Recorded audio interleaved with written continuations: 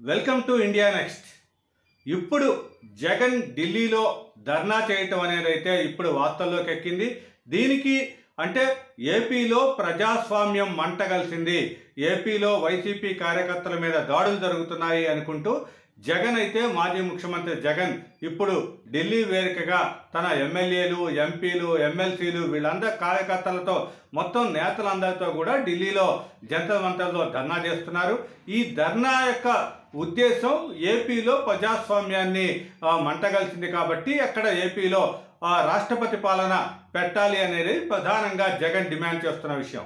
అయితే ఈ విషయంలో ఇప్పుడు అంటే ఢిల్లీ వేదికగా జగన్ చేస్తున్న ఈ ధర్నా నేపథ్యంలో రాజకీయాలు అయితే మారతాయా అనేది అయితే ఒక అనుమానంగా ఉంది.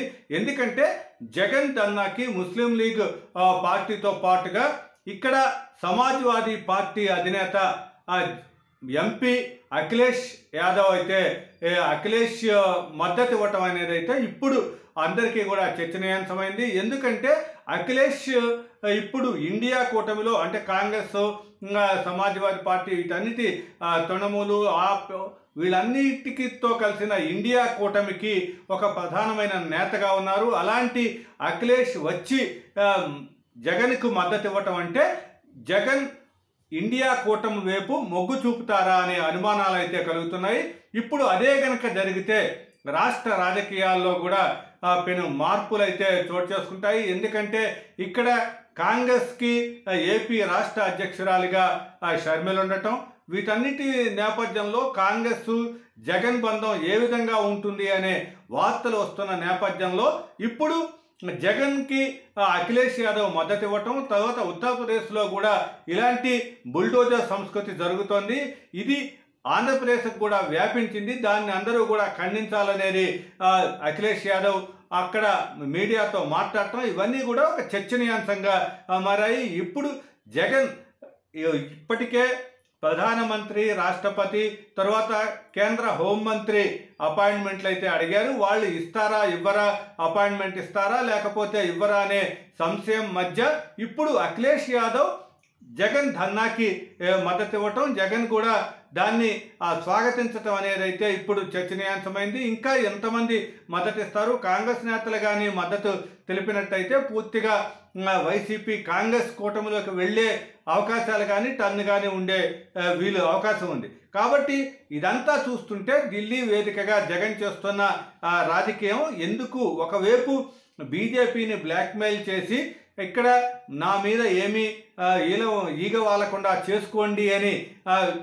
చెప్పటానికా, లేకపోతే ఎందుకు అంటే రాజ్యసభలో 11 మంది రాజ్యసభ సభ్యులైతే జగన్కున్నారు. కాబట్టి కీలక బిల్లుల విషయంలో జగన్ మద్దతు ఇప్పుడు బీజేపీకి, ఎన్డీఏకి కూడా ప్రభుత్వానికి అవసరం అవుతుంది. కాబట్టి ఇక్కడ అలాంటి బ్లాక్మెయిల్ రాజకీయం అయినా జగన్ చేస్తున్నారా, లేకపోతే అపాయింట్మెంట్ వీళ్ళందరితో కూడా కొద్దిగా మద్దతు వీళ్ళంతా తెలిపితే తొందరగా కూడా ప్రధానమంత్రి అపాయింట్మెంట్ వీళ్ళంతా కూడా అపాయింట్మెంట్ ఇచ్చి తన విజ్ఞప్తిని అయితే వింటారు.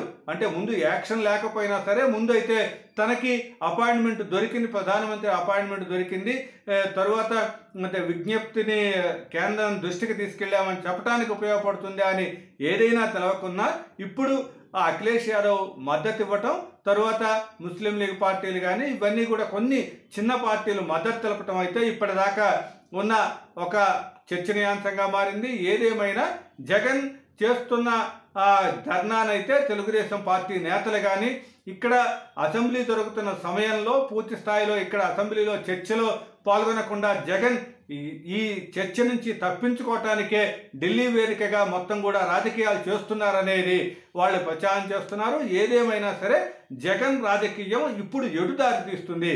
ఎందుకంటే పూర్తి స్థాయిలో యాక్టివ్ అయిపోయి ఒకవైపు ప్రధాన ప్రతిపక్ష హోదా కోసం న్యాయ పోరాటం చేస్తూనే మరోవైపు ఏపీలో శాంతి భద్రతలు క్షీణించాయి.